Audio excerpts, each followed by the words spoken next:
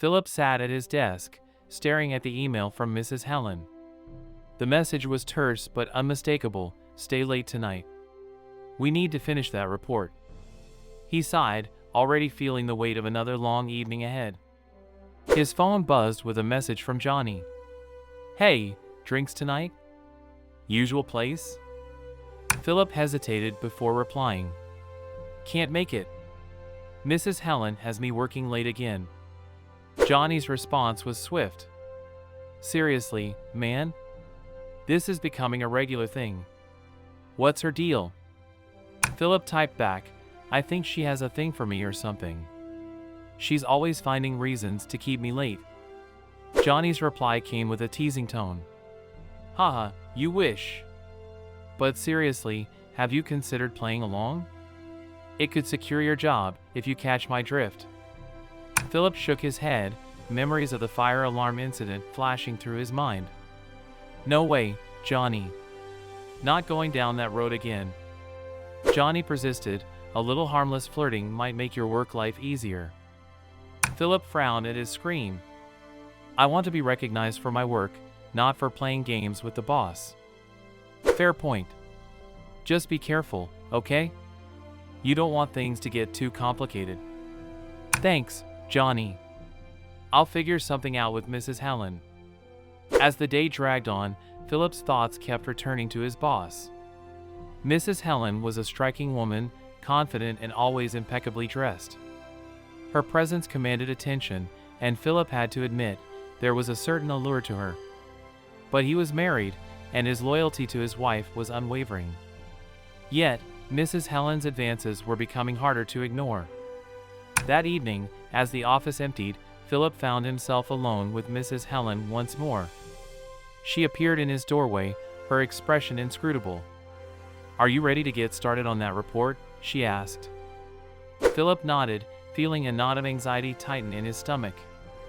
Yes, Mrs. Helen. They worked in silence for a while, the only sound the tapping of keys and the rustling of papers. As the hours ticked by, Philip noticed Mrs. Helen moving closer, her proximity almost palpable.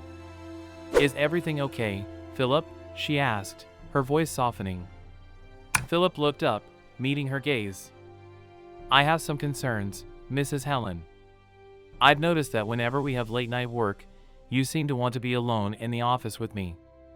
She raised an eyebrow, her expression cool. That's ridiculous. I just want the work done.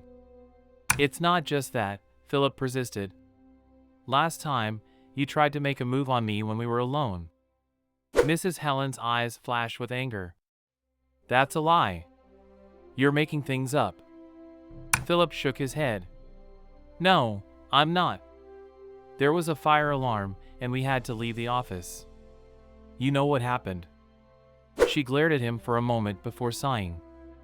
Fine, believe what you want. Just make sure you finish the report tonight. I'll do my best, Philip replied, feeling the tension in the room thicken. Mrs. Helen's gaze hardened. And if you don't, I'll make your life miserable here. Philip clenched his jaw. Understood. Weeks passed, and the tension between Philip and Mrs. Helen continued to simmer. His friend Johnny kept urging him to be cautious, but the pressure was mounting. One day, a discreet whisper from a staff member in HR chilled Philip to the bone. Your name is on the list for the next layoff, the colleague said. Philip's heart sank.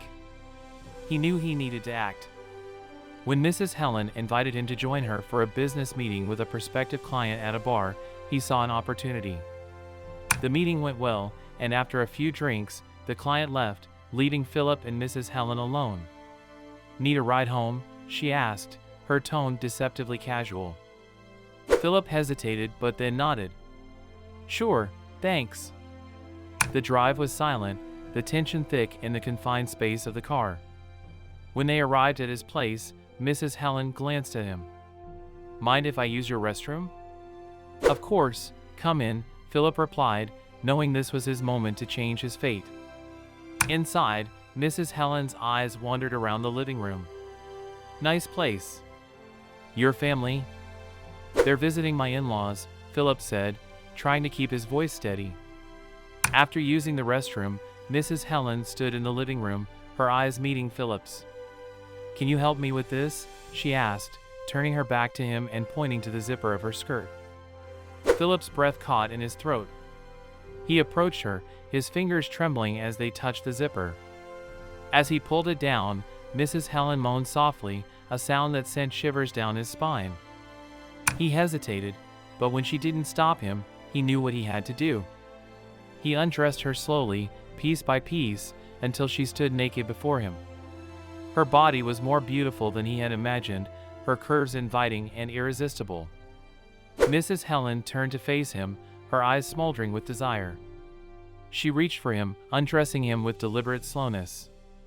When they were both naked, Philip took a step back, admiring her form before moving closer. He began by kissing her neck, his lips trailing to her earlobes.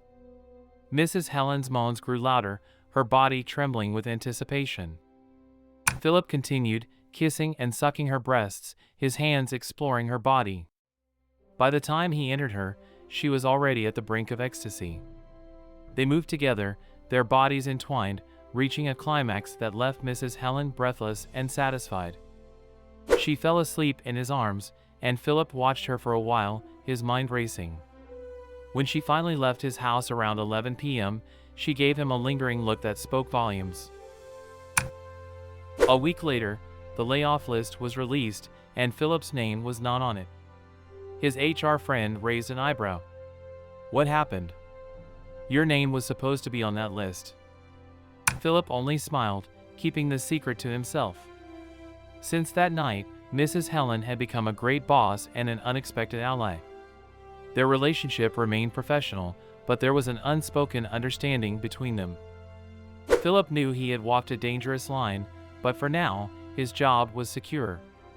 And Mrs. Helen, while still a force to be reckoned with, had shown a side of vulnerability he had never seen before. In the end, it was a delicate balance of power, desire, and survival. And Philip had navigated it with a mix of caution and boldness, ensuring his place in the company and perhaps in Mrs. Helen's heart.